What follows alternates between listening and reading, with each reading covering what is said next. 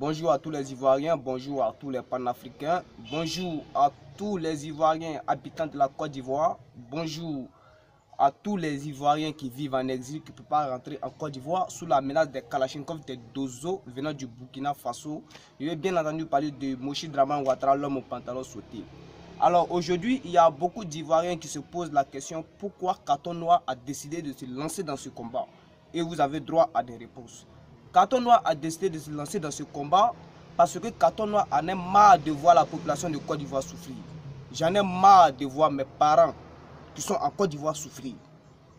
J'en ai marre de voir Alassane Ouattara voler les richesses de la Côte d'Ivoire. Et je n'ai pas envie de voir la génération du futur souffrir à cause de nous. Nous pouvons sauver la Côte d'Ivoire.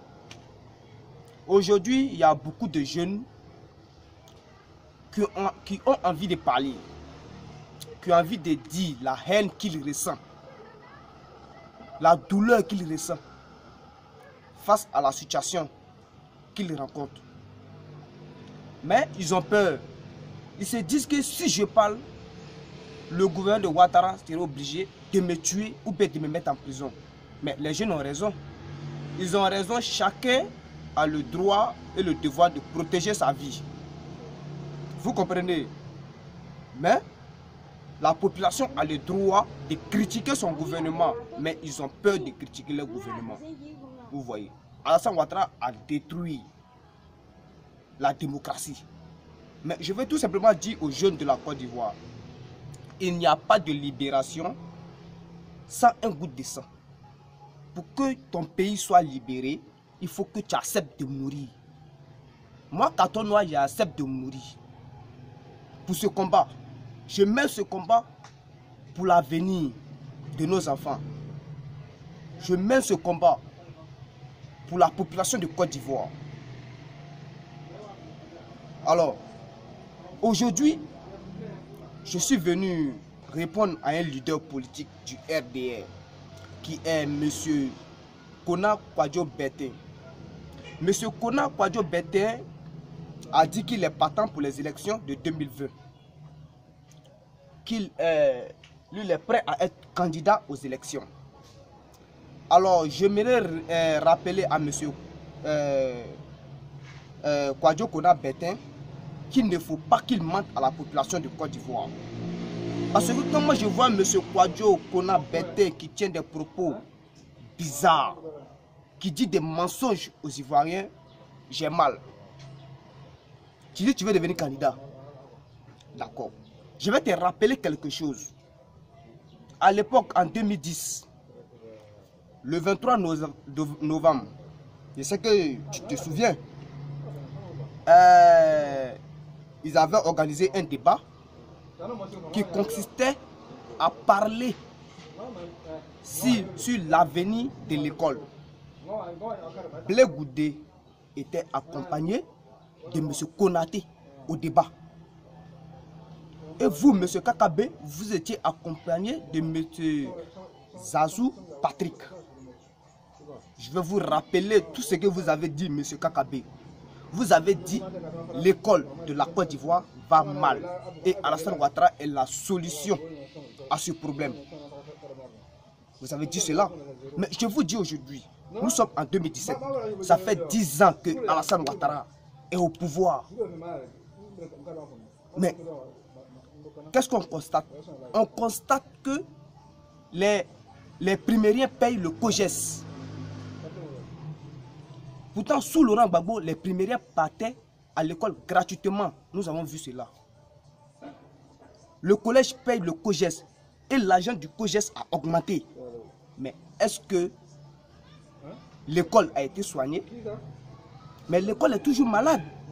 Monsieur Kakabe, vous avez défendu Alassane dans le passé. Vous étiez un agent de Ouattara. Aujourd'hui, vous dites que vous êtes opposant à Ouattara. Mais vous ne me faites rien, M. Kona Kwadjo Bertin. Et vous avez dit encore ceci. La Côte d'Ivoire est née pour être debout. Mais depuis que Alassane Ouattara a pris le pouvoir, nous sommes en 2017, est-ce que la Côte d'Ivoire est-elle debout? Vous avez dit que Alassane Ouattara a promis aux Ivoiriens 1 milliard d'emplois avec un budget de 600 milliards. Mais aujourd'hui, là, où est les emplois que Alassane Ouattara a promis à la population? Il n'y en a pas. Même l'usine de cailloux n'a pas été construite pour les Ivoiriens. Tu comprends? Il n'y a pas eu usine de cailloux. Même 1% de chômage. Le taux de chômage a toujours augmenté. Et elle continue à augmenter. Tu comprends? Tu te souviens aussi d'avoir parlé de l'histoire de la Mercedes noire. Que Laurent Gbagbo a été incapable de sécuriser la Côte d'Ivoire. De sécuriser la vie des Ivoiriens. Mais dites-moi, qui est venu attaquer la population de Côte d'Ivoire? Le 19 septembre 2002. C'était pas IB. IB même l'a confirmé. Paix à son âme. Il a dit c'est lui, il a déclenché le 19 septembre. Mais IB travaillait pour qui? IB travaillait pour Alassane Ouattara. Hein? Mais, M. Kakabe, il ne faut pas prendre la population pour des enfants. La population de Côte d'Ivoire ne sont pas des enfants. Tu comprends? Ils ne sont pas des enfants. Et j'aimerais dire à M. Zazu Patrick.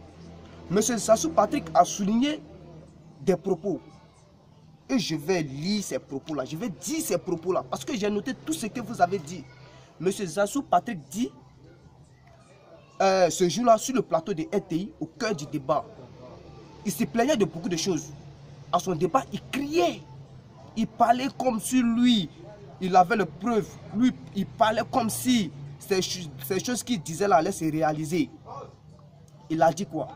M. Zazu Patrick dit, depuis que Laurent Gbagbo a pris le pouvoir, de l'an 2000 jusqu'à de 2000 jusqu'à 2010, il n'a pas créé d'emploi. Et Alassane Ouattara est la solution. Alassane Ouattara est la solution. Et il s'est même plaint que pourquoi Gbagbo Laurent est ami à Blaise Compaoré. Il a même souligné encore que Laurent Gbagbo avait vendu une partie du port à Blaise Compaoré. Mais aujourd'hui, nous sommes en 2017. Je te rappelle, du chômage dont tu parles, elle a combien de pourcentage en Côte d'Ivoire? Puisque ça fait 10 ans que Alassane Ouattara est au pouvoir. Le taux de chômage est à combien de pourcentage? Elle est plus qu'à 90%. Je peux bien dire 100%. Rien n'a changé. Et vous vous plaignez. Selon l'amitié, pourquoi Gbagbo a tissé, s'est mis en amitié avec Blaise Compaoré. Puisque c'est au Burkina Faso, les rebelles sont allés se former pour venir attaquer la Côte d'Ivoire. Mais aujourd'hui, en 2017, la Blaise Compaoré est où? Tu as dit Blaise Compaoré a participé à la destruction de la Côte d'Ivoire. Mais aujourd'hui, Blaise Compaoré est où? Il est en Côte d'Ivoire. Tu te plains de l'amitié. Blaise Compaoré est ami avec qui? Avec Alassane Ouattara. Que tu soutenais.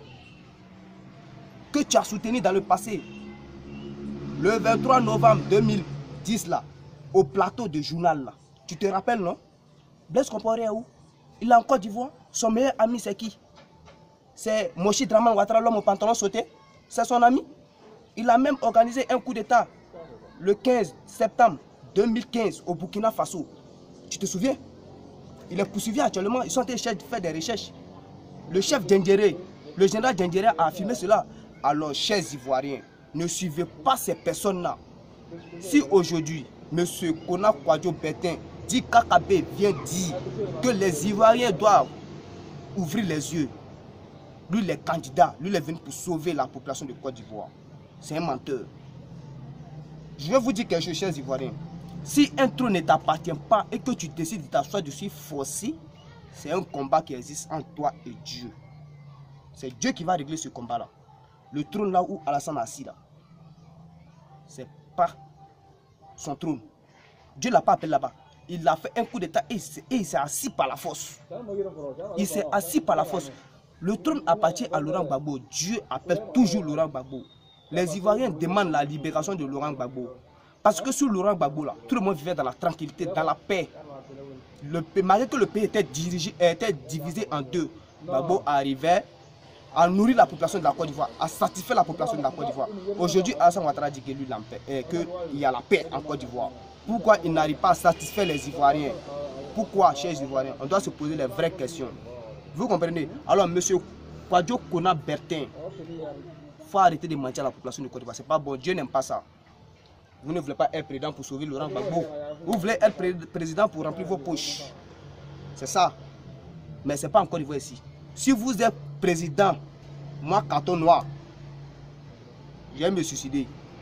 Parce que vous êtes un menteur. Vous continuez toujours à mentir. Aujourd'hui, les Ivoiriens produisent du courant. On vend même le courant, mais on nous vend le courant cher. La Côte d'Ivoire cultive le courant. Qu'on appelle? Cultive le riz, mais on nous vend le riz cher. La Côte d'Ivoire est riche en pétrole. On nous vend l'essence cher. Sous Laurent Gbagbo là, qui peut lever la main pour dire que le riz, hein, le courant, le carburant était cher? Qui peut dire cela? Je vous dis aujourd'hui, chère population, c'est le carburant de la Côte d'Ivoire, le pétrole de la Côte d'Ivoire que la France guette. Alassane Ouattara est là pour les Français. Vous comprenez? Alassane Ouattara est là pour les Français. Il n'est pas là pour les Ivoiriens. Hein? Il n'est pas là pour les Ivoiriens. Mais j'ai dit à Alassane Ouattara dans une vidéo que la France va s'en débarrasser de lui un jour. Et c'est déjà proche. Parce que le 28 septembre 2018, l'ONU a fait parler Alassane Ouattara comme le président du Burkina Faso. Alassane s'est plaint. L'ONU l'a dit quoi? Que nous t'avons fait parler comme le président du Burkina Faso grâce aux informations que nous avons trouvées à l'internet. C'est une manière de dire à la population de Côte d'Ivoire que l'ONU est en train de s'en débarrasser de lui. Et ils vont s'en débarrasser de lui rapidement. Je vous le jure. Celui que la population de Côte d'Ivoire attend, c'est Laurent Gbagbo. Rien que Laurent Gbagbo, c'est tout. Moi, je suis Nordiste, même les Nordistes regrettent de ne pas avoir fait confiance à Laurent Gbagbo. Ils ont fait des enquêtes, ils n'ont pas trouvé de preuves comme Laurent Gbagbo. Vous êtes au courant, non? On voit le procureur, l'ancien procureur de la CPI, avec comment on appelle, Sarkozy, qui sont en train de pousser Alassane Ouattara à ne pas laisser l'affaire de Laurent Gbagbo. Mais comment il voit Laurent Gbagbo à la CPI là? J'ai mal au cœur, j'ai les larmes aux yeux. Parce que je ne vois pas ce qu'il a fait. Parce que Laurent Gbagbo a été innocent devant tout le monde. C'est en 2017 qu'ils se sont rendus compte que tous les jugements qui sont en train de faire là, tout ce qu'ils ont dit que Gbagbo a fait là, c'était faux. Moi, il dit peut-être qu'ils vont me tuer pour ce combat-là. Mais le combat que je mène là, je le mène pour la génération du futur et pour la population de Côte d'Ivoire. Si Alassane Ouattara est fâché de ce que j'ai dit là, il n'a qu'à se prendre un chewing-gum. Ce n'est pas un Ivoirien, c'est un Burkinabé. La Côte d'Ivoire ne peut pas être dirigée par un Burkinabé, par un Bouki. Il a deux extraits. 1941. Ça, c'était le premier extrait. Deuxième extrait, 1942. On va où?